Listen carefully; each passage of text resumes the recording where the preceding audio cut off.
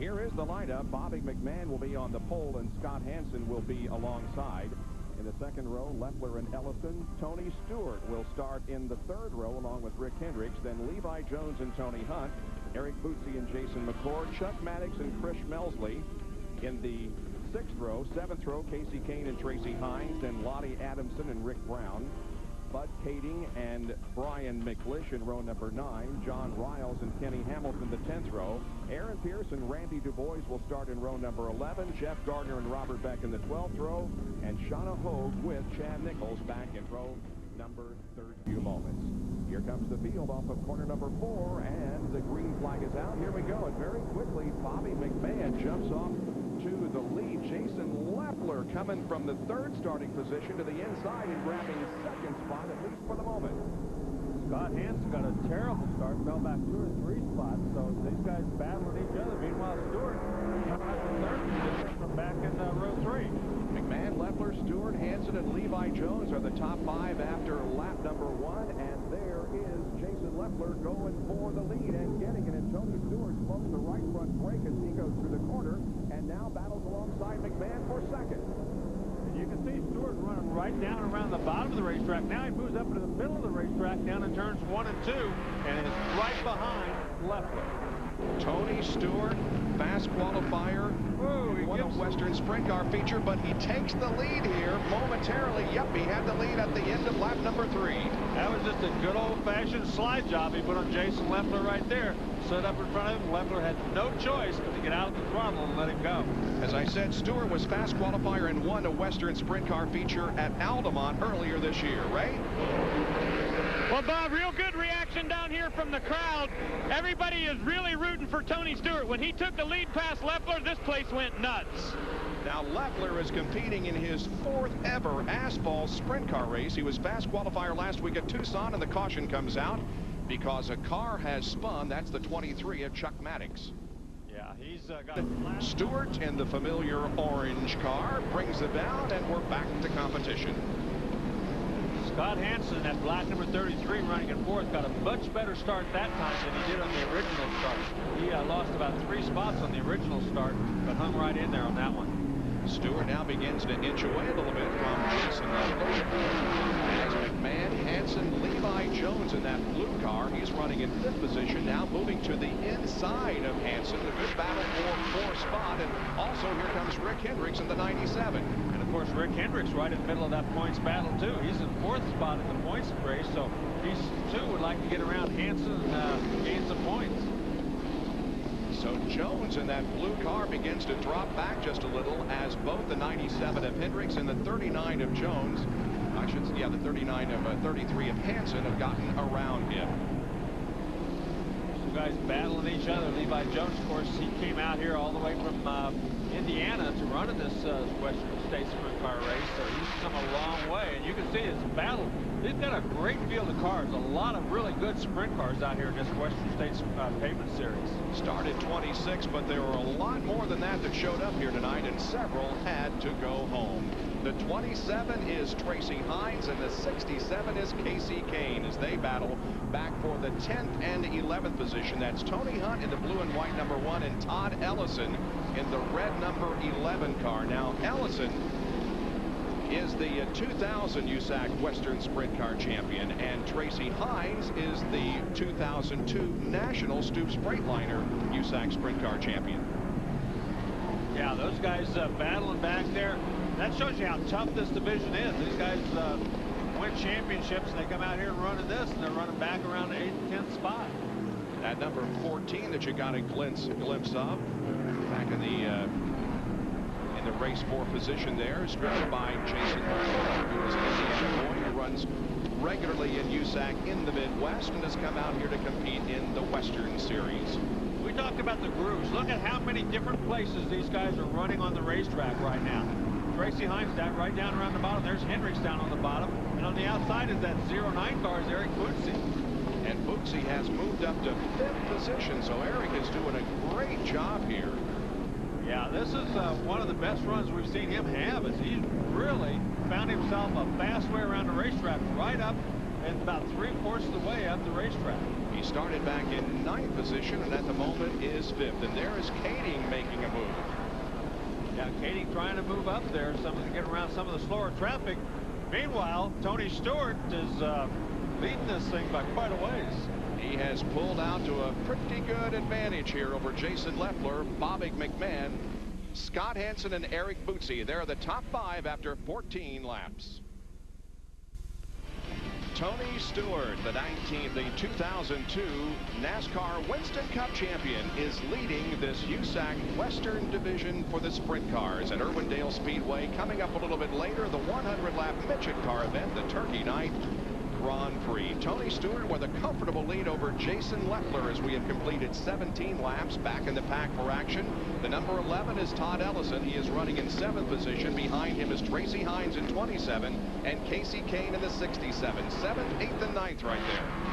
Yes, as they go by, the battle up for 3rd position is really hot as Scott Hansen running that 33 car, trying to hold up everybody. Hines, meanwhile, trying to get around Ellison. Hines to the inside, Ellison in the middle of the track, and Kane is up on the high side of the racetrack. So again, you see different grooves here on this progressive banking that goes from 6 to 12 degrees. And we are halfway through this 40-lap race. 20 laps completed and 20 laps to go. Look at Casey Kane. He's way up around the top. Tracy Hines is right in the middle trying to find a way to get around him. But the good thing about this racetrack is if you've got a push condition or a loose condition, you can kind of change that by moving up or down on the racetrack. If you're really pushing a lot, you need to move down on the racetrack. If you're loose, you move up and help that situation. Casey Kane in the 67 has only made 2 Western Sprint Car appearances this year, and he has won both of them here at Irwindale and at Tucson. He also picked up some wing Sprint Car victories at Hanford, Michigan, and won the Dirt Cup in the state of Washington. Right now, these guys battling everywhere, but Casey Kane has found a nice little place up at the top of the racetrack that really is working for him, and he's running much higher than anybody else. He's running clear above that white line that you can see kind of faintly painted on the racetrack up there, especially down in 1 and 2. Kane at the moment is running in 8th position, looking for the 7th spot, which is currently held by Ellison in the number 11. They're running about 6 seconds behind the leader of the race. That is Tony Stewart, who has quite an interval between himself and 2nd place Jason Leffler. So Stewart is making it look pretty easy. Now there is Kading in the maroon number 4 car, and he is running back in the 12th position. And Chad Nichols, again the points leader in this division, who crashed his primary car and is running his teammate's car, is running in 13th spot. Well, he's done a really nice job. He's come from the back of the field, 26th position, up to 13th. That's a lot of cars to pass. He's passed 13 cars in 26 laps. That's 1 every 2 laps. That's not bad. Despite the fact that he is the points leader, he has had only 1 win this year. That was at Madeira. And his worst season and finish has come just last week at Tucson, where he ended up in 11th position. So a very, very consistent run for Nichols up until tonight. Now, Tony Stewart has encountered some traffic. That is Kenny Hamilton in the 98 car. And John Hogue in the 5 car that he's trying to get around. So he's got all kinds of people in front of him. Oh, look at that. The 90 car of Rick Brown wiggling around. I bet Tony's a little nervous to see that happen in front of him. And now he's going to get by all of this lap traffic as he goes to the inside of Robert Black in the 03 car. So Stewart clears the traffic and now has a little bit of clear sailing to go, and only 10 laps before the end of this race. Leffler still running 2nd, then Hansen, Bootsy, and Rick Hendricks complete the top 5. Bobby McMahon, the pole sitter, is back in 6th. Kane is 7th, and Ellison, Tracy Hines, and Jason McCord is running 10th. Kading and Nichols are 11th and 12th. There's Bobby McMahon and Casey Kane, 6th and 7th. Yeah, Casey Kane he continues to just work his way up ever so slowly by using that very, very top groove, very high groove around the top. So there you can see clear to the outside of Aaron Pierce. And sometimes you get up there and they push you a little too high. You get the marbles on your tires, it can really slow you down. So you got to be a little bit careful. Trying trying to pick his way through traffic. Here is the 11 of Ellison and McCord and Hines. That's 8th, 9th, and 10th position. Let's go to Amy East quickly. Well, I have a question for you, Larry. We're looking at a lot of these drivers that are going to be doing double duty tonight. For example, Tracy Hines right there. Is there anything that some of these drivers can do to maybe help their midget program by running this sprint car feature, or are the two machines very different, and do you drive the track differently? Maybe they'll have a disadvantage with their midget program. What do you think, Larry? Well, I think it's definitely an advantage. The advantage is that you know what the racetrack is like. The race cars are different. Uh-oh, Nichols is pulled off of the racetrack, it looks like. But the race cars are different. You got to set them up, but you know if the racetrack's getting slick, you know if it's tightening up, you know what you have to do to your midget in order to make it faster for the 100-lap midget feature. So it's a definite advantage you get to run this race. And again, we're watching some cars lap the slower traffic of Jeff Gardner, who has gone down a lap. There is Ellison and Hines, the 27 and the 11, and that's Gardner in the 51.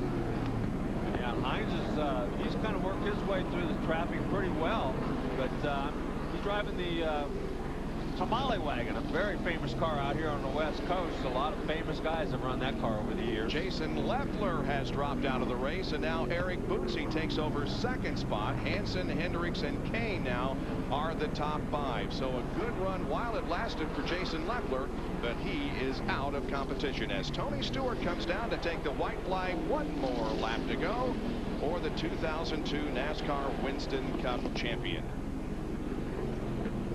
And a very comfortable advantage over second place Eric Bootsy. Here comes Stewart off corner number 4, takes the checkered flag, and Tony Stewart has gotten himself a victory here in the USAC Western Sprint Car Division, beating Bootsy, Hansen, Hendricks, and Kane. We'll be back to talk with Tony in just a moment from Irwindale. You can bet that there are a lot of people who maybe would not have come out tonight, but they did to see Tony Stewart. And Stewart doing double duty here tonight in the Western Sprint Car race, and now he will get set to battle the others in the 100-lap USAC midget car event. He's completed half his assignment. He has won the 40-lap sprint car event, and Tony Stewart gets a great round of applause from the fans as he pulls up to victory lane here on the main straightaway. Tony Stewart stepping out of the car. Here's Ray Dunlap. Well, Bob, it's his 53rd career win in USAC, and boy, that was dominating fashion, Smoke. You got out there after about 4 laps and never looked back. Hey, I still got it, one of these things. This car was awesome all night. Larry Triguero is who I drove for tonight. It's a brand new car, and we've been fighting some steering problems with this thing all night. I'm wore out after 40 laps, and I got a midget main left to come up, but this thing was awesome. I mean, it's very rare that you get a car that was as good as this thing was tonight here, so pretty happy. That was an all-bad fast car right there. And the pass for the lead is coming up on our monitor right now. You did it after just 4 laps, and I saw you smoke the brake a couple times down there in turn 1.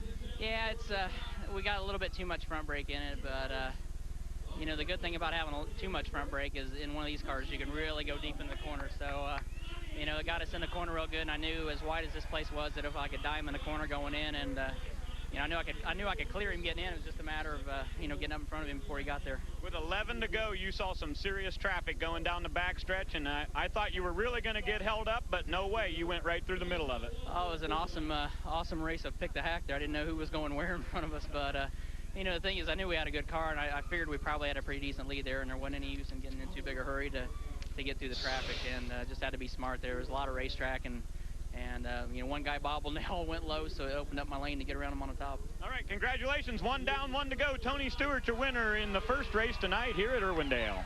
And this race carries the title officially as the Casey Deemer Classic, sponsored by Hunt's Race World. Casey Deemer's, of course, a young USAC driver who was killed a few years ago here at Irwindale. Let's take a look at the results. Bootsy, Hansen, Hendricks, and Casey Kane are your top 5 finishers. Finishing in the 6th position here tonight in this sprint car feature, Bobby McMahon, who was the pole sitter, Jason McCord, Tracy Hines, Todd Ellison, and Bud Kading are the top 10. And then 11 through 15, Tony Hunt, Brian McLish, Chris Schmelzley, Kenny Hamilton and Rick Brown. So